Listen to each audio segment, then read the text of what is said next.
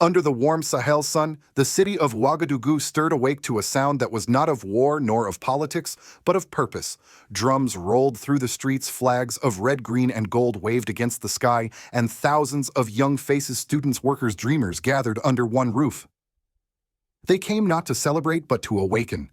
At the heart of the gathering stood a man dressed in military brown, his voice steady, his tone unyielding. There are only two camps, he declared. The oppressors and the oppressed, and no one can claim to be neutral. The words of Captain Ibrahim Traoré, the young president of Burkina Faso, cut through the air like a trumpet of truth. What was supposed to be a calm intellectual event, the Thomas Sankara Pan-African Forum, became something far greater, a declaration of war on silence, ignorance, and submission. In that moment, Traoré was not just addressing his people, he was speaking to every African heart, every soul that had ever been told to stay quiet, to obey, to forget. He reminded them that empires fear only one weapon, a conscious mind. Around him sat representatives from 22 nations from South Africa to the United States, listening to a call that transcended borders, a call to speak, to remember, to act. And for many watching online across the world, a question began to form. Is Africa finally choosing its side, and could this be the dawn of a new Pan-African revolution? If you've ever believed that freedom means more than debt, and that silence is the last chain of oppression, stay with us. Because what happened in Ouagadougou was not a speech, it was a turning point. Please share if you believe that President Ibrahim Traoré's voice carries the legacy of Thomas Sankara.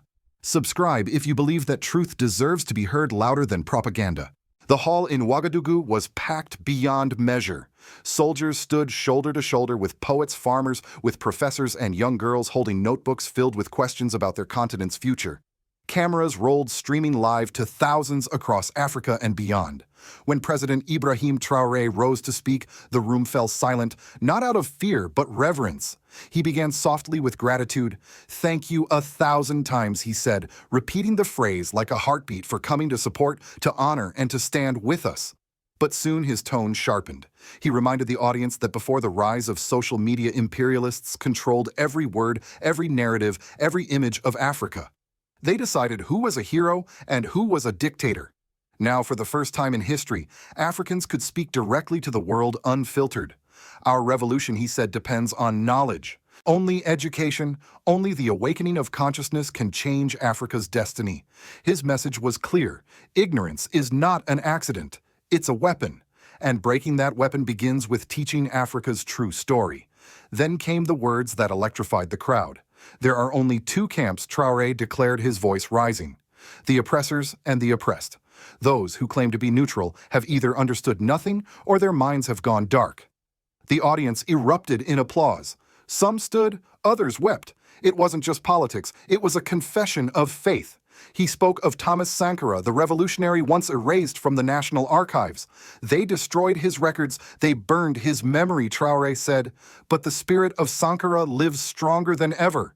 The mention of Sankara changed the air. It was as if the late captain himself had entered the room. People nodded, whispering prayers. Outside, thunder rolled over the city, a sound that felt like history awakening. Traoré looked around and continued, "Many African leaders hide behind fake democracy, imitating their imperial masters. But this model has reached its limit. It has declined. We must create our own, an African model born of our realities." His audience leaned forward, listening to every word. He urged them to live African, quoting Sankara, "It is the only way to live free, the only way to live with dignity." To him, revolution was not a single event. It was education, daily discipline, production, and dignity. If our youth do not know where they come from, he said, they will never understand where they are going. Then he shared a story, one that brought the philosophy down to earth. He spoke of a Burkina Faso woman, an engineer who once built a small factory that produced medical cotton, the same sterile cotton used in hospitals. Years ago, her factory was shut down by officials serving foreign interests. The machines were dismantled and stored away. When we came to power, Traoré said, we supported her. The factory reopened, and this morning I went there myself. The machines are running again. The crowd cheered. Some chanted her name. It wasn't just about cotton. It was about sovereignty, about the ability to make and own what we need. Africa does not need charity, he continued. It needs to produce, transform, and consume its own goods. He warned that change will not come easily. The hardest minds to change, he said, are those of the bourgeoisie, the ones trained by imperialism to keep Africa on its knees. He described how this elite class collaborates with Western powers, using money, media, and influence to weaken young African spirit. And he spoke of another tragedy, the thousands of young people who drown every year in the Mediterranean, chasing an illusion of paradise in Europe. We must build that paradise here, he said firmly. And it is possible. For a moment, the audience was silent. Then came the applause, long, thunderous, unstoppable. Many felt that something had shifted, that this was not a political gathering, but the birth of a new African consciousness. And as Traoré concluded the first part of his address, his final words hung in the air like a challenge. The revolution is not a choice. It is our only path forward. As the crowd's applause faded, the atmosphere in Ouagadougou shifted. What began as a conference was now a battlefield of ideas. President Ibrahim Traoré's voice deepened, no longer that of a teacher, but of a commander calling his people to arms. "We are at war," he said. Not just here in Burkina Faso, but across Africa. And it is not a war of bullets, it is a war for consciousness. He listed nations that had become victims of that invisible war: Sudan, Congo, Niger, Mali. In all these places, he continued, Africans kill Africans while imperialists send them fuel, money, and guns. They watch from afar as brothers destroy each other. That is how they profit. The audience was silent now. Some stared at the floor. Others clenched their fists. The words cut deep because everyone in that hall had lost someone, a friend, a soldier, a child, to wars they never started. Traoré leaned forward. "We must wake up their minds. We must reignite the light in their heads," he said, tapping his temple. "Because a people without awareness are the easiest to enslave." He paused, then smiled faintly. "And that," he said, "is why I speak so much." The crowd laughed gently, recognizing his self-irony. He recalled a memory from South America, his meeting with a Venezuelan president, almost certainly Hugo Chavez, who once told him, "Our revolution's father spoke on the radio every day." I asked him why. He said, "Because silence kills revolutions." Traoré looked at the students in the front row. "So yes," he said, "we will keep talking, even when they say we talk too much, because as long as we speak, Africa is still alive." The energy in the hall began to swell again, not noisy, but strong, disciplined. A sense of shared purpose ran through the audience. Then came the moment that lifted the gathering into something transcendent. Traoré announced the creation of l'Institut des Peuples Noirs, the Institute of Black Peoples. It would be, he said, a school of minds, of dignity, and of sovereignty. Its mission to educate a generation that no longer needs to copy foreign models, to unite Africans and their diasporas, and to teach history not as nostalgia, but as resistance. Applause filled the room like thunder. Some people cried openly, others chanted "La patrie ou la mort," the homeland or death. A revolutionary Traoré reminded them loves all peoples. It is politics that divides nations, not the hearts of men. His call was not diplomatic, and he knew it. If diplomacy means staying silent while our people suffer, he said, then we will not be diplomatic. The moment felt historic, like a page turning in real time. Then, as the audience settled, the Minister of Communication stepped to the podium to present what had been prepared during the week-long forum, the Manifeste de la Jeunesse Africaine pour un nouveau Pan-Africanism. He began solemnly, revolutionaries can be assassinated. But their ideas never die. The manifesto was both a document and a declaration, a roadmap for a new generation that refuses to wait for salvation. It called for 5 foundations: memory as resistance. History must be taught, preserved, and honored, because the enemies of a people are those who keep it in ignorance. Revolutionary solidarity. Across borders, young Africans must build networks that fight together, not beg together. Education as liberation. Science, art, and indigenous wisdom must coexist. Education must free, not domesticate. Conscious governance.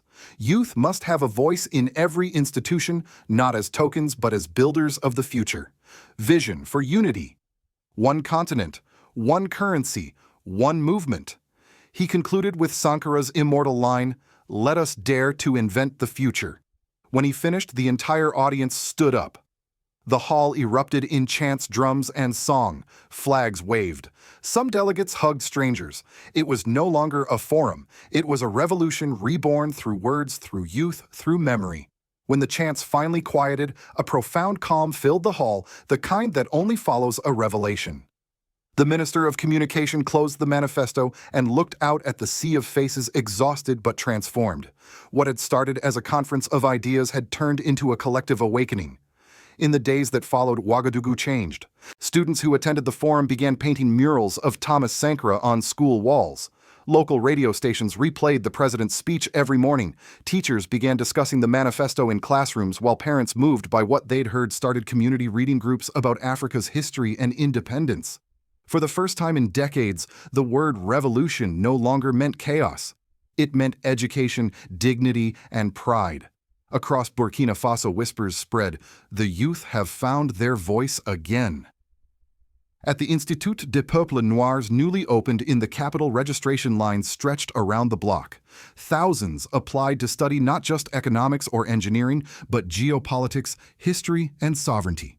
In villages, men and women gathered under trees discussing the speech as if it were scripture. But the impact did not stop at the borders. Delegates who had come from 22 countries, from South Africa to the United States, from the Caribbean to Europe, carried the message home. They spoke of a Burkina that had dared to think differently, of a leader who reminded Africa that freedom begins with the mind.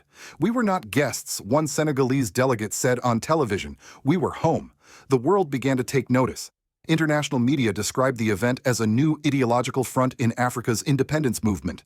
Western commentators, uneasy, accused Traore of radical populism. But inside Africa, the tone was different. From Bamako to Niamey, from Accra to Harare, the sentiment was the same. Burkina Faso had reignited Sankara's dream. Within days, social media across the continent was flooded with a new phrase: produce, transform, consume African. In markets, local artisans proudly added small tags to their products: made in Burkina Faso, made in Africa. It was a quiet revolution of ownership. Meanwhile, political ripples spread through the Sahel alliance. Leaders in Mali and Niger praised the manifesto, announcing joint youth programs for civic education and Pan-African studies. Across the continent, universities requested digital access to the Institute's materials. The message of unity also reached the diaspora. In Paris, London, and New York, African student associations organized vigils in honor of Sankara and Traore's new doctrine. One banner outside a Harlem library read, "They tried to silence Sankara. They will not silence Traore." Inside Burkina Faso, the government began integrating parts of the manifesto into official policy. Civic education curricula were rewritten to include the history of Pan-Africanism and the dangers of neo-colonialism. The Ministry of Youth announced scholarships for rural girls to study science and politics because revolution, they said, needs both brains and hearts. Even religious leaders, once cautious about politics, spoke publicly about the moral duty to defend truth against manipulation. The ripple had become a tide. Still, Traore warned his people not to be naive. Imperialism, he said, never admits defeat. It will return with other faces, other promises. But if we stay united, it cannot win. His words echoed through every province. Burkina Faso, once seen as small, landlocked, and powerless, had become the intellectual capital of a new African awakening. And across the continent, from city to savannah, ordinary Africans began to believe that change was not only possible, it had already begun. Across the Atlantic, the ripples from Ouagadougou began to reach newsroom desks and university halls. The Western press didn't quite know what to make of it. Some headlines read, "The African Fidel emerges." Others, "Burkina Faso's young president declares ideological war." But for millions watching from their homes, from Harlem to Houston, the speech felt different. It felt familiar. Older African Americans who had marched for civil rights in the 1960s saw in Ibrahim Traoré the reflection of a long-lost fire. "He reminds me of Malcolm," one retired pastor in Atlanta said. "He's not begging for equality, he's demanding respect." In Washington, policy analysts spoke cautiously. The State Department issued a statement calling for dialogue and democratic stability. But behind closed doors, the conversation was sharper. If young Africans began rejecting Western aid and demanding control over their own resources, it could mean a seismic shift, not just politically, but economically. Traoré's model production without debt threatened to rewrite the rules of international finance. One think tank analyst put it plainly: If Africa starts producing and consuming locally, what happens to the global supply chain we built on dependency? Meanwhile, in European capitals, old anxieties resurfaced. Parisian newspapers questioned whether France was losing Africa. Editorials in London warned of ideological contagion. And yet, on the streets of Dakar, Accra, and Nairobi, murals of Traore appeared overnight alongside those of Sankara, Lumumba, and Mandela. In the United States, young African diasporans turned his words into digital art and protest slogans. Hashtags like NAR, New Pan-Africanism, and Dawansh We're Awake trended across social media platforms. University forums debated the meaning of sovereignty in the digital age, quoting Traore's warning that imperialism evolves with algorithms. At Howard University, a student stood during a campus debate and asked a question that silenced the room. If Africa is freeing itself from the West, when will the West free itself from its empire mindset? For older Americans watching the movement unfold, it felt like déjà vu, the echo of a time when their own nation fought for self-determination.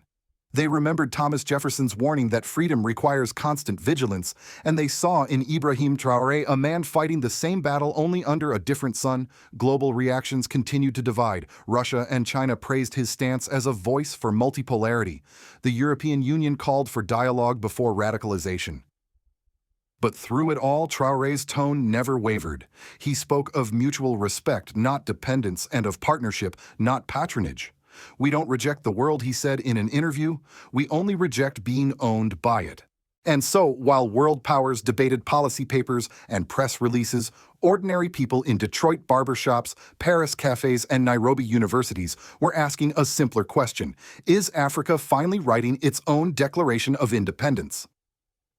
For the first time in decades, the name Burkina Faso no longer meant a small, poor nation. It meant the land of upright people and perhaps the spark of a global reawakening. Night had fallen over Ouagadougou. The lights of the city shimmered across the dusty horizon as President Ibrahim Traoré stood one last time before the crowd. His uniform was simple, his face calm, but his words carried the weight of a continent. The battles ahead will not be easy, he said. Imperialism never surrenders. It only changes its mask. Around him, the faces of young Africans glowed in the light of their phones, recording every word. It was not just a closing remark, it was a covenant between generations. He prayed quietly for those who would return home to distant lands, students from the Caribbean, from America, from across Africa, and then, as if speaking to the ancestors themselves, he said, "May God protect you. May Africa finally awaken." Then came the words that echoed long after the event ended: "The homeland or death we shall overcome." As the drums began to play and the crowd sang the old revolutionary songs of Sankara's time, it was clear something irreversible had begun. In the weeks that followed, international leaders analyzed his speech. Some dismissed it as populism, others feared it as a new ideological front. But for ordinary Africans and for millions of people of African descent around the world, the message was simple and sacred. Freedom begins when you stop waiting for permission. It was a warning not only to Africa, but to the entire world, that if the systems built on exploitation refuse to reform, then new ones will rise from the ground up. That the oppressed, once awakened, cannot be silenced again. For many in America watching this movement unfold, there was a sense of recognition and perhaps a quiet guilt. 2.5 centuries ago, their own ancestors declared independence from empire. Now they were witnessing another people do the same, not with muskets and parchment, but with microphones, education, and unity. So tonight, as you watch this story, ask yourself, can the world truly embrace a free Africa? Or is it afraid of what a free Africa would mean? Because one day history may look back at Ouagadougou in 2025 as more than just a city or a speech. It may remember it as the moment Africa chose its side and the world had to choose too. Please share if you believe that President Ibrahim Traoré's vision is not just about Burkina Faso, but about the moral rebirth of our world. Subscribe if you believe that the truth, no matter where it comes from, must always be louder than the headlines.